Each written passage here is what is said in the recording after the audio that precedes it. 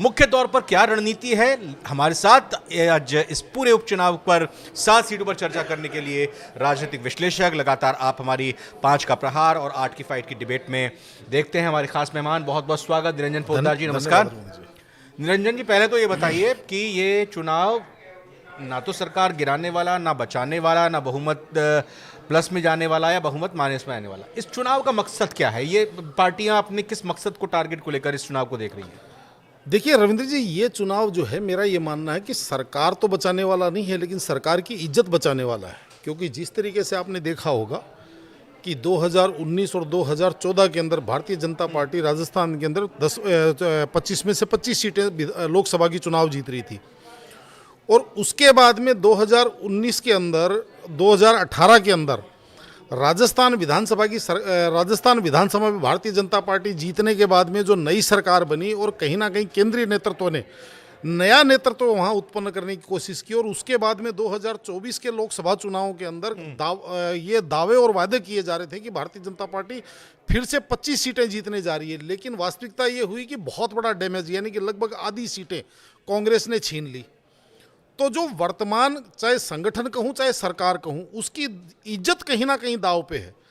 तो अब वो ये चाहेंगे कि जिस तरीके से इन 7 सीटों की बात करें, एक सीट भारतीय जनता पार्टी की थी और 6 सीटें इसके अंदर जो 2023 के लोकसभा विधानसभा चुनाव के अंदर विपक्ष ने जीती थी, कहीं ना कहीं इसके अंदर बड़ी जीत करके और वो अपनी इज्जत जरूर बचाना चाहेंगे। तो इसलिए मेरा ये मानना है।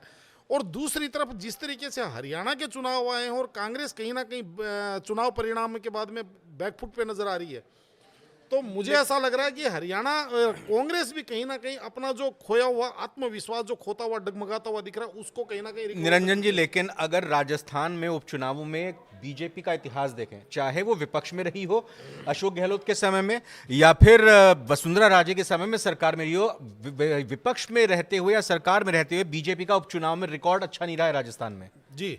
तो वो रिकॉर्ड कहीं मेंटेन ना हो जाए? देखिए रविंद्र जी, निश्चित रूप से रिकॉर्ड तो आपने बिल्कुल ठीक कहा। कहीं ना कहीं इसके पीछे एक कारण और भी है, और वो ये है कि भारतीय जनता पार्टी जब भी सत्ता में आती है तो कहीं ना कहीं उसका कार्यकर्ता जो है वो शिथिल हो जाता है। लेकिन यहाँ पे थोड़ा सा एक फर्क जरूर है, क्योंकि भारतीय जनता पार्टी के पास इन चुनावों के अंदर खोने के लिए कुछ विशेष नहीं है, क्योंकि उनकी एक सीट थी सलुम्बर की। अब अगर मान लीजिए वो एक से ज्यादा सीटें जीत लेते हैं तो कहीं ना कहीं उन्होंने विपक्ष से कुछ ना कुछ छीना है, यानी कि वो उनका प्लस ही रहेगा। जीत लेते हैं अलग होते हैं, जीतना तो चाहेंगे ना भाई। अगर आप एक ही सीट बरकरार रख पाते हो तो फिर आपके ऊपर आरोप नहीं लगेंगे कि सरकार आपकी है और आप 7 में से एक ही सीट आप सिर्फ जीत पाए हो। आपसे रणनीति, बीजेपी की रणनीति क्या है, क्या रहनी चाहिए? कल ही देखिए 6 टिकट पर प्रत्याशी के नाम का ऐलान किया, 4 में बगावत हो गई। क्या रणनीति है? देखिए रणनीति, मेरे को ऐसा लग रहा है कि भारतीय जनता पार्टी की रणनीति केवल एक ही है, और वो है कि चुनाव जीतना। ये इनके प्रकरण उसी का परिणाम है कि जिस तरीके से जो 2 बागी उम्मीदवार जो 2023 के विधानसभा चुनावों के अंदर बीजेपी के लिए मुसीबत खड़ी कर चुके हैं अपने अपने क्षेत्र से, उनको बीजेपी ने एक तरह का बगावत का पारितोषिक दे दिया। चाहे हम झुंझुनू सीट की बात करें, ठीक है, चाहे हम रामगढ़ की बात करें, तो कहीं ना कहीं बीजेपी ने उसका पारितोषिक दे दिया। तीसरी तरफ अगर हम यहाँ की बात दौसा और ये उनियारा की बात करें, तो निश्चित रूप से देखिए यहाँ पे भी जिस तरीके से बीजेपी ने एक अपना समीकरण खेला है कि जिस तरीके से दौसा सीट है वो सामान्य सीट है, सामान्य सीट है, उसके बावजूद वहां पे मीणा कम्युनिटी यानी कि एसटी के हाथ में वो टिकट दे दी। मुझे तो ये लगता है सारे समीकरणों को धता बताते हुए कुल मिलाकर किरोड़ीलाल मीणा के भाई को यानी जगमोहन मीणा को टिकट देकर बीजेपी ने आगे तक की चीजों को कहीं ना कहीं साधने का प्रयास किया है। तो ये एक अच्छा मूव है, अच्छी रणनीति है। हाँ, देखिए मानी तो जा सकती है, क्योंकि जिस तरीके से किरोड़ी लाल जी ने लोकसभा चुनाव के दौरान आपने देखा होगा कि शपथ खाई थी कि भाई अगर मैं ये दौसा सीट नहीं जिता पाया तो मैं त्यागपत्र दे दूंगा, और उसके बाद में उन्होंने त्यागपत्र भेजा भी। अब वो स्वीकार हुआ नहीं हुआ वो एक अलग बात है, लेकिन जिस तरीके से उन्होंने एक शपथ ली थी, आज कहीं ना कहीं ये उनकी प्रतिष्ठा, उनकी राजनीतिक प्रतिष्ठा का पूरा प्रश्न बन चुकी है।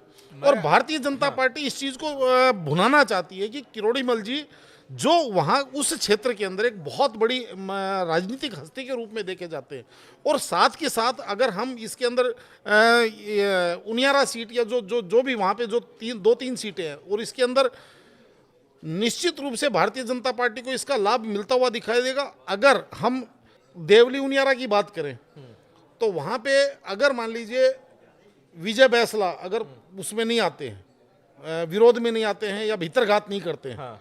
तो कहीं ना कहीं भारतीय जनता पार्टी को देवली उनियारा में भी इसका लाभ मिलेगा और दौसा में तो इसका लाभ मिलेगा ही मिलेगा। ठीक है। तो भारतीय जनता पार्टी की नीति और रणनीति की बात करें तो मेरे को ऐसा लग रहा है कि भारतीय जनता पार्टी को इस टाइम केवल और केवल जीत की भूख नजर आ रही है। और इसी वजह से बीजेपी के मंत्री लगातार प्रेस कॉन्फ्रेंस कर रहे हैं। प्रेस कॉन्फ्रेंस के जरिए बताने की कोशिश की जा रही है कि पेपर लीक में क्या कुछ किया गया, भ्रष्टाचार पर लगाम लगाने के लिए क्या कुछ किया गया, नौकरियां कितनी दे दी गई, MOUs कितने साइन हो गए। लेकिन कांग्रेस भी ऐसी आसानी से तो जाने नहीं देगी। ये 4 सीटें हैं कांग्रेस के पास, लेकिन कांग्रेस की रणनीति को आप किस तरह से देख रहे हैं? आज ही ये बैठक हुई और कह दिया गोविंद सिंह डोटासरा ने कि हम 7 सीटों पर अपने दम पर चुनाव लड़ रहे हैं, अपने दम पे चुनाव लड़ेंगे, हम गठबंधन नहीं करेंगे। वो तो तब बोल रहे हो ना आप, जब बीएपी ने 2 प्रत्याशी खड़े कर दिए और RLP कह रही है कि 3 पर हम लड़ना चाहेंगे, हमें समर्थन दो। निश्चित रूप से देखिए रविंद्र जी, मेरे को ऐसा लग रहा है कि कांग्रेस ने कहीं ना कहीं ये जो मूव किया है, हाँ। अब ये किस प्रकार की रणनीति है मैं इसलिए नहीं इस चीज को कह पा रहा हूं, क्योंकि जिस तरीके से खीवसर सीट की बात करें तो खीवसर सीट RLP की राजधानी मानी जाती है, क्योंकि RLP का उदय वहीं से हुआ है। मैं इसको थोड़ा और कह दूं, इसमें ये कह दें कि भाई सीधी सी हनुमान बेनीवाल की राजधानी, हनुमान बेनीवाल की पार्टी की राजधानी। और यह हनुमान बेनीवाल की जिसको कहते हैं राजनीति की उत्पत्ति खीवसर से हुई है। अब वहां पे मुझे समझ में नहीं आ रहा कि अगर मान लीजिए RLP भी अपना कैंडिडेट उतारेगी, और जिस तरीके से हनुमान बेनीवाल के हनुमान माने जाते हैं, जो रेवत राम डागा जो है वो उनके हनुमान माने जाते हैं। और आपने देखा होगा कि स्वयं गुरु जो राजनीतिक गुरु थे उनको उन्होंने कितनी कड़ी टक्कर थी कि वो 2059 वोटों से वो मात्र चुनाव में पीछे रह गए। 2023 के चुनाव की अगर बात करें हम, हनुमान बेनीवाल जी को टक्कर दे गए। तो इस चीज से ये चीज प्रमाणित होती है कि कहीं ना कहीं अगर कांग्रेस वहां अपना प्रत्याशी देती है तो भारतीय जनता पार्टी भारी पड़ती हुई दिखेगी। और अगर RLP ने भी वहां कैंडिडेट नहीं तो उसमें कोई बहस का विषय है ही नहीं। कांग्रेस ने तो कह ही दिया कि भाई हम तो 7 सीटों पर अपने दम पर चुनाव लड़ने जा रहे हैं, यानी कि आपने संदेश RLP को दे दिया कि भाई आप अपना जानो, हम अपना देख रहे हैं, हमारा प्रत्याशी खड़ा कर रहे हैं। नहीं, मेरा ये मानना है कि कांग्रेस जिस तरीके से, चाहे हम उत्तर प्रदेश की राजनीति को देखें कांग्रेस की, या हरियाणा की राजनीति को देखें तो मुझे ऐसा लग रहा है कि कांग्रेस ने अगर कोई, उनके प्रदेश अध्यक्ष ने अगर कोई एक स्टेटमेंट दे दिया तो केंद्र से अगर उनके पास दूसरा आदेश चला जाएगा तो उसको मानने पे मजबूर होंगे। हाँ, ये बात बोली है, ये बात गोविंद सिंह डोटासरा ने बोली है। क्योंकि और दूसरी तरफ हम अगर बात करें 84 सीट की, मैं उसी पर आऊंगा। 84 और सलूम्बर, ये 2 आदिवासी बेल्ट की, वागड़ की और मेवाड़ दोनों की ही जगह जहां पे ST वोट ज्यादा है, बीएपी का प्रभाव ज्यादा है, बीएपी का प्रभाव ज्यादा है। और दोनों सीटों पर बीएपी ने अपने प्रत्याशी भी घोषित कर दिए। और ये प्रत्याशी जो बीएपी ने दोनों ही जगहों पर घोषित किए हैं, ये एक तरह से लोकतांत्रिक व्यवस्था के तहत किए हैं। अपनी पार्टी के कार्यकर्ताओं से वोट दिलवाए कि बताइए सलूम्बर में कौन प्रत्याशी बनेगा, आप बताइए कि भाई यहाँ पे 84 में कौन प्रत्याशी बनेगा, तभी जाकर अनिल कटारा और ये जो दूसरे कटारा जो मिला है टिकट यहाँ पर, जितेश कटारा मेरे ख्याल से, तो उनको मिला है। तो ये बीएपी का ये मूव कितनी मुश्किलें खड़ी कर सकती है, और कांग्रेस की और बीजेपी की लड़ाई इन दोनों सीटों पर आपस में है या फिर बीएपी से है? नहीं, अगर देखिए, अगर जैसे मान लीजिए कांग्रेस भी वहां पे प्रत्याशी दे देती है, मेरे को अभी भी संदेह है, क्योंकि कांग्रेस ने, आपने देखा होगा जिस तरीके से उत्तर प्रदेश के हम उपचुनावों की बात करें तो समाजवादी पार्टी ने उनको खैर और ये गाजियाबाद 2 सीटें दी, और उनको लगा कि हम यहाँ पे हारना, हमारी हार सुनिश्चित है, तो उन्होंने सीट छोड़ दी। कई सातों को यहाँ 9 की 9 सीट जो है वो समाजवादी पार्टी लड़ लेगी, हमें नहीं चाहिए सीट। तो उस तरीके से कांग्रेस अभी अपनी इज्जत बचाने के ऊपर ज्यादा मेरे हिसाब से ध्यान देगी। और अगर जैसे वहां पे कांग्रेस अपना प्रत्याशी दे देती है, इसलिए मैं अगर लगा रहा हूं, क्योंकि वो 84, क्योंकि जिस तरीके से मैंने बोला खीवसर, हनुमान बेनीवाल जी ठीक की बात है। उत्पत्ति का राजधानी क्षेत्र है, है। राजधानी है। तो वैसे ही राजकुमार रोत की हाँ 84 सीट जो है वो उनकी अपनी तपोभूमि है। हाँ मैं इसको कहूंगा उनकी तपोभूमि है, और वो नहीं चाहेंगे कि यहाँ पे उनका वर्चस्व कहीं ना कहीं किसी दूसरी पार्टी के हाथ में जाए। ठीक है, ये अलग बात है कि कांग्रेस के साथ उनका गठबंधन रहा है, सारी चीजें ठीक है, लेकिन अपना राजनीतिक स्टेक कोई भी पार्टी बढ़ाना चाहती है, घटाना नहीं चाहती। बीजेपी ने लेकिन इन 6 सीटों पर जो है प्रत्याशी घोषित किए, एक सीट जो रह गई वो 84 की वो कांग्रेस का मुंह देखने के लिए मेरे हिसाब से अभी उन्होंने इसको वेट एंड वॉच किया हुआ है, क्योंकि वो ये चीज देख रहे हैं कि कांग्रेस का यहाँ पे क्या स्टेप रहता है, और उसके बाद में बीजेपी क्या राजनीति चलती है ये अभी अब सामने आने वाली बात है। मतलब ऐसा तो नहीं कि बीजेपी यहाँ पे कैंडिडेट ना खड़ा करे, आपको लगता है ऐसा? भाई हो भी सकता है। देखो वैसे मेरे हिसाब से बीजेपी कैंडिडेट तो देगी, क्योंकि राजकुमार रोत जो है वो भारतीय जनता पार्टी के खिलाफ राजनीति करके खड़े हुए। अगर बीजेपी वहां पे कैंडिडेट नहीं देती तो उनको एक हिसाब से उन्होंने वॉकओवर दे दिया। अब मुझे आप ये बता दीजिए, लास्ट में ये 4 सीटें कांग्रेस की हैं, 2 सीटें एक सीट होगी आरएलपी की और बीएपी की, और 1 सीट होगी बीजेपी की। इन आंकड़ों में तो बदलाव आएगा, परिवर्तन आएगा बिल्कुल। अब ये बताइए, आगे सरकार पर कुछ असर पड़ेगा? मंत्रिमंडल विस्तार या पुनर्गठन होगा क्या इन नतीजों के आने के बाद? नहीं, पुनर्गठन रिजल्ट बीजेपी के पक्ष में आए या खिलाफ आए? क्या आप देख रहे हैं कि कोई बदलाव आएगा राजनीति में प्रदेश की? देखिए ऐसा है, मंत्रिमंडल में विस्तार तो अपेक्षित है। पहले से सुनते आ रहे थे कि भाई मंत्रिमंडल में दोबारा से विस्तार होगा, क्योंकि जिस तरीके से आपने देखा होगा कि सरकार बनने के बाद में बिना जीते हुए टीटी को इन्होंने मंत्री बना दिया था, और कर्णपुर से और 2-3 स्पेस इन्होंने पहले अपने पास मतलब वैक्यूम रखा हुआ था कि भाई हम आगे विस्तार करेंगे तो यहाँ किस किस को समाहित करना है। तो निश्चित रूप से विस्तार तो अपेक्षित था। अब इन चुनावों के बाद में ये चीज देखनी है कि जो वहां का जो वर्तमान नेतृत्व है, यानी कि जिस तरीके से केंद्रीय नेतृत्व ने एक नया नेतृत्व वहां उसके हाथ में कमान दी, अब उसको वो केंद्रीय नेतृत्व के उम्मीदों पे कितना खरा उतर पाता है। और केंद्र कहीं ना कहीं, देखिए मुझे कहने में कोई संकोच नहीं, कहीं ना कहीं केंद्र को ऐसा महसूस हो रहा है कि शायद उनका जो चयन है वो ठीक है या नहीं है।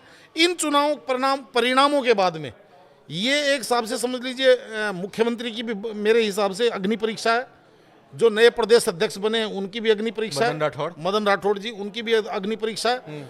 तो निश्चित रूप से देखिए इन चुनाव अग्नि परीक्षा कांग्रेस की ये है कि नहीं है, क्योंकि कांग्रेस के गोविंद सिंह डोटासरा और दूसरी तरफ टीकाराम जूली नेता प्रतिपक्ष वही मुख्य तौर पर रहेंगे, क्योंकि आप 2 नेता हम अभी तक नाम नहीं लिया, और ये 2 नेता के बिना कांग्रेस अधूरी, प्रदेश की राजनीति अधूरी। अशोक गहलोत और सचिन पायलट, और ये दोनों महाराष्ट्र में जा रहे हैं चुनाव प्रचार करने के लिए।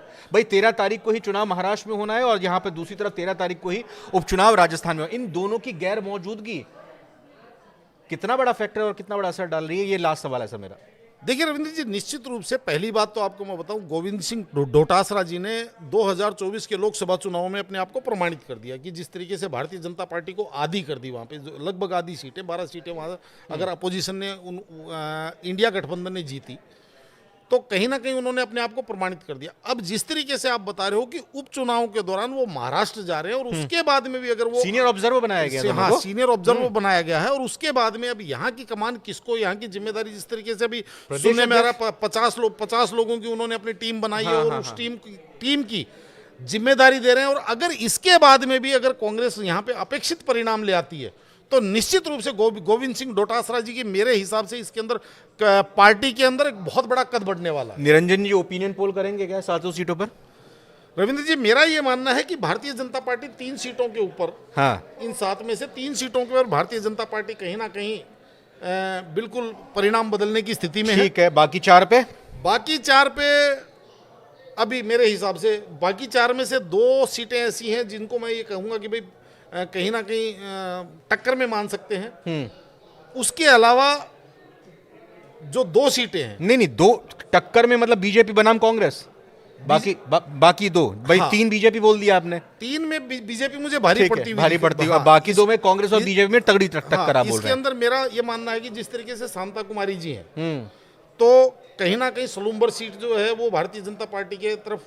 ठीक है, सीटों पे और बात करेंगे आगे, लेकिन एक मोटा मोटी जो अभी आप आंकड़ा दे रहे हैं, बाकी 2 बच गई। वो आपको लग रहा है फिर आरएलपी और नहीं, आरएलपी 4 और 2 6, 1 बची। खिवसर वाली बात बता रहे हैं, तो खिवसर वाली मुझे ऐसा लग रहा है भारतीय जनता पार्टी वहां भारी पड़ती दिख रही है, मुझे एक झुंझुनू की सीट भारतीय जनता पार्टी की लूज होती हुई दिख रही है, अगर वहां पे बबलू चौधरी अगर मैनेज नहीं होते हैं और तो वो कंफर्म समझ लीजिए भारतीय जनता पार्टी की तरफ से लूज होती हुई दिख रही है। और दूसरी एक, मुझे अगर वहां पे कांग्रेस अपना प्रत्याशी दे देगी तो परिणाम का मुझे नहीं पता, नहीं तो मुझे ऐसा लग रहा है 84 की सीट भारतीय जनता पार्टी की कभी भी रही नहीं है। कुल मिलाकर जी हाँ, ये बातचीत, ये पॉडकास्ट, इसका मतलब यही कि भाई कांग्रेस की ताकत कैसी है, बीजेपी की ताकत कैसी है, और इन ताकत में, रणनीति में हमेशा बदलाव भी किया जाता रहता है। निरंजन जी, बहुत बहुत शुक्रिया, आप हमारे साथ जुड़े। आप बने ये लगातार न्यूज़ 18 राजस्थान के साथ।